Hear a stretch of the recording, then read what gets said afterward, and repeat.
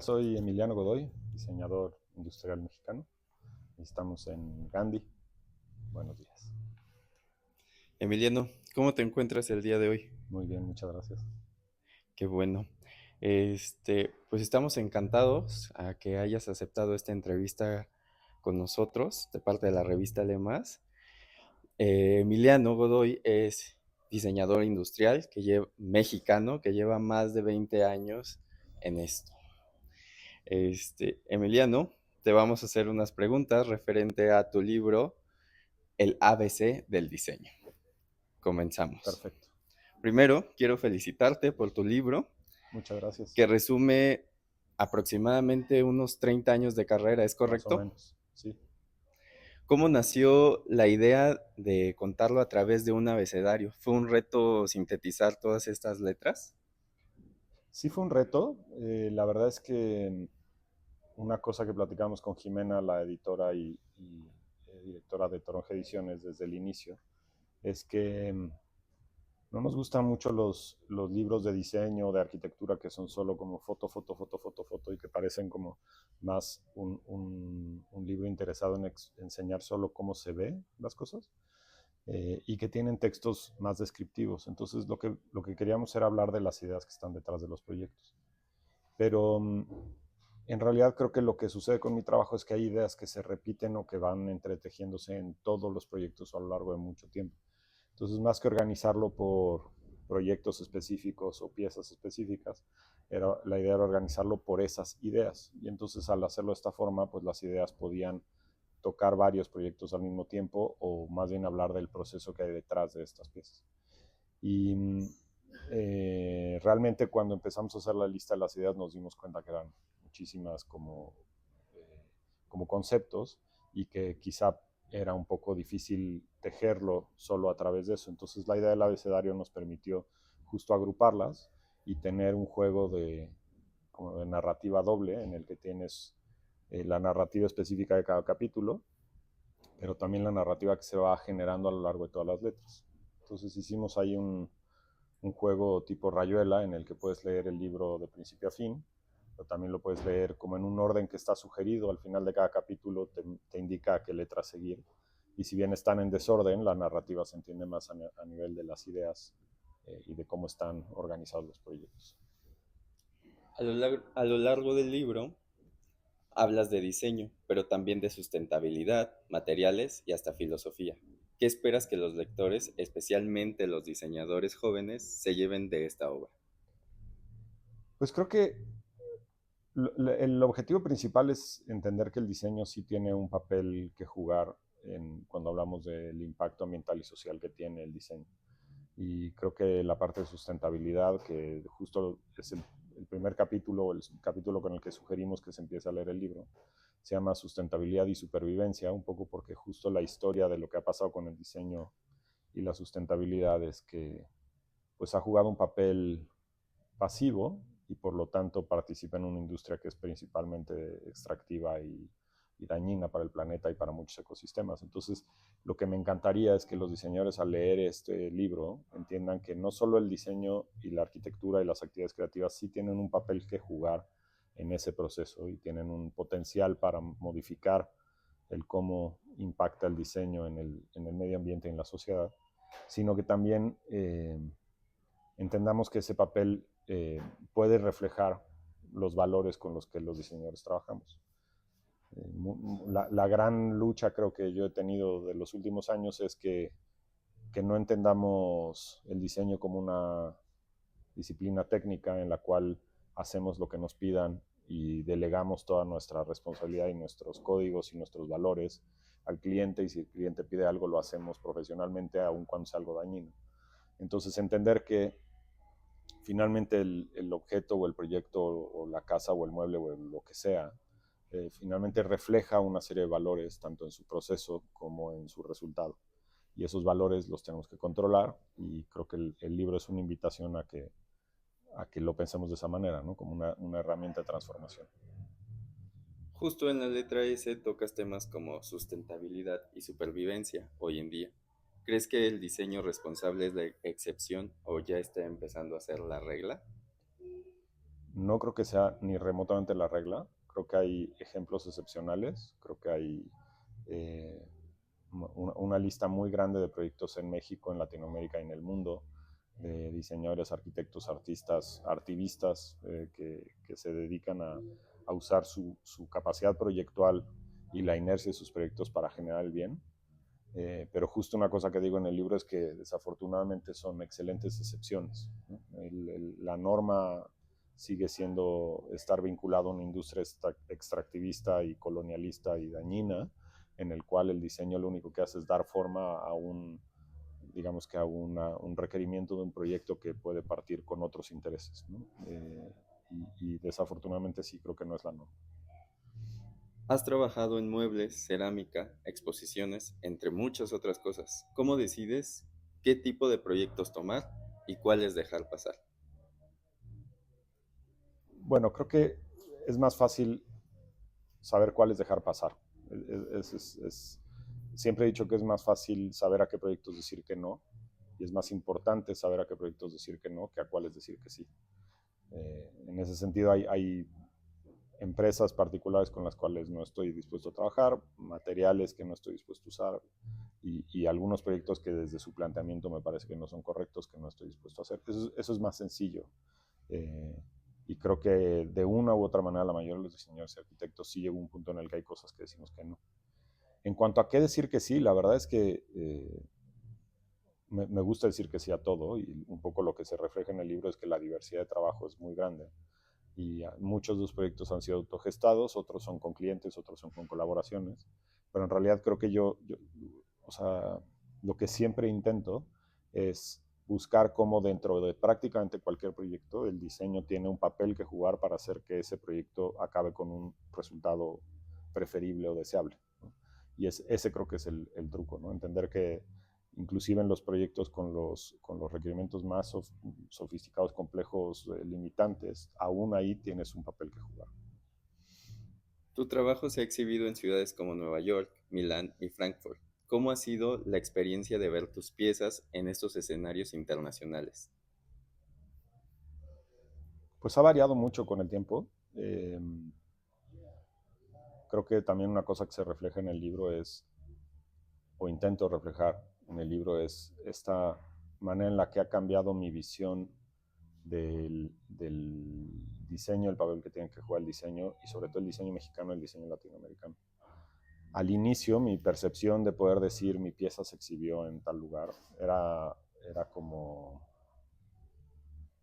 pues sí, como con toda la aspiración que un estudiante del tercer mundo tiene de participar en las políticas y en las mecánicas de exhibición y de promoción del primer mundo.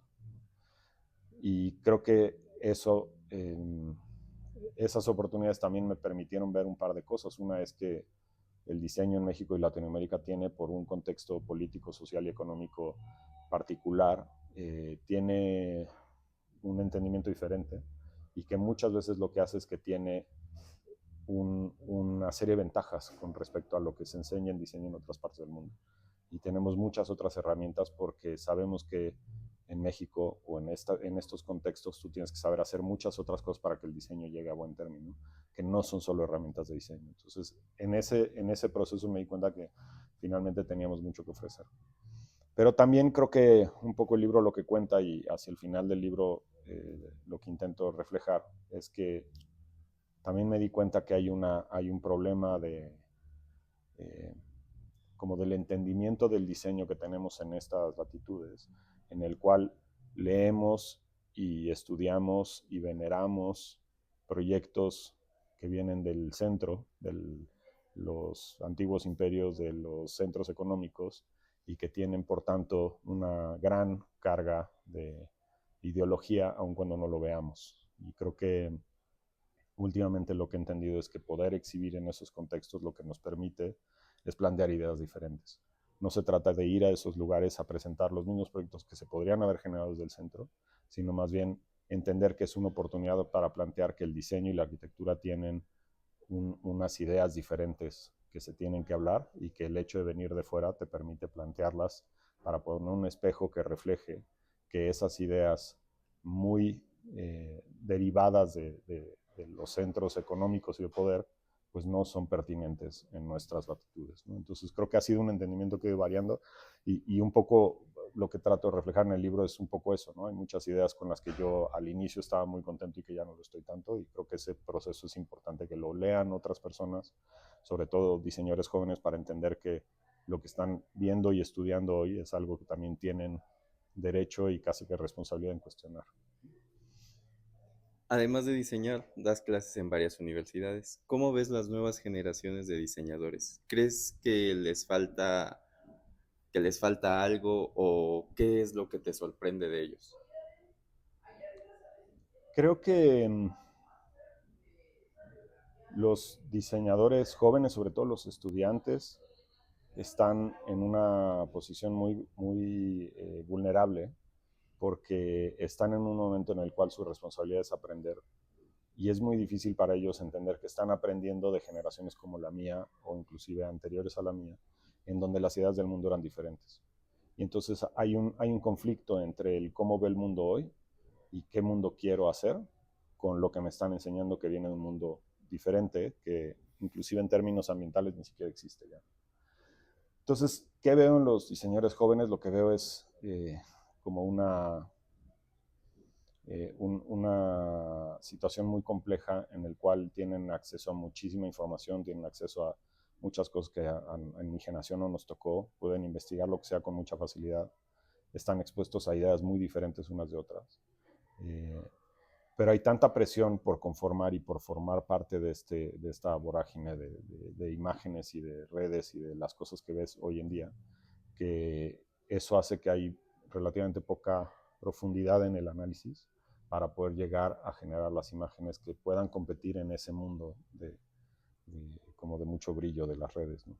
Entonces creo que la, la, la mejor situación sería que logremos que los diseñadores jóvenes entiendan que las ideas del futuro son las de ellos y que por más que tengan muchas carencias técnicas, muchas carencias de cómo hacer, de cómo trabajar, de cómo se fabrican las cosas, de cómo se proyectan las cosas, de cómo se socializan las cosas, que a pesar de todas esas carencias, finalmente las ideas del futuro son las suyas.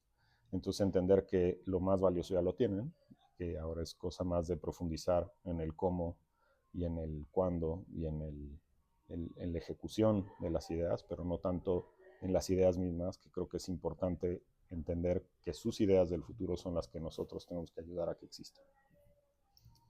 Perfecto. Y esta sería nuestra penúltima pregunta.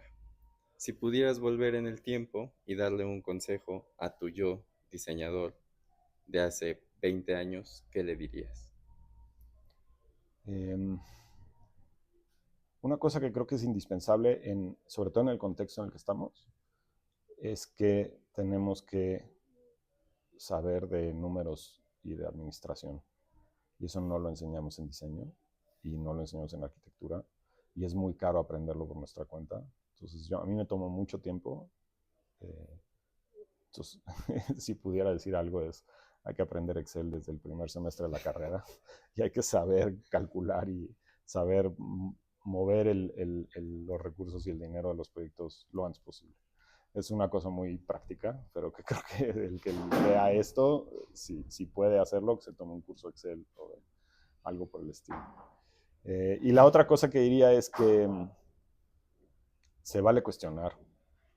La verdad es que yo un poco justo en los últimos capítulos del libro lo que hago es intentar explicar ese proceso en el cual esas cosas que a mí me dijeron que tenía que estar de acuerdo con ellas y esas ideas y esos personajes a los que en teoría tendría que admirar, me tomó mucho tiempo darme cuenta que se valía no hacerlo, ¿no? Me tomó mucho tiempo entender que así como el mundo sigue evolucionando, las ideas nuevas tienen todo el poder y la responsabilidad y la capacidad y el permiso de cuestionar esas ideas anteriores. Y creo que eso toma mucho tiempo para los jóvenes. Entonces, si pudiera regresar al pasado o decírselo a los diseñadores jóvenes, se vale cuestionar y cuestionen rápido. Perfecto.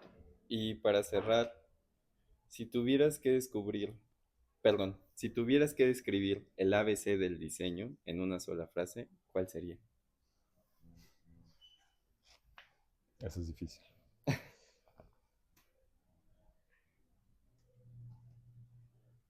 Creo que el ABC del diseño es tener criterios de evaluación claros para, para calificar tu propio trabajo. El proceso es buscar esos criterios. Perfecto.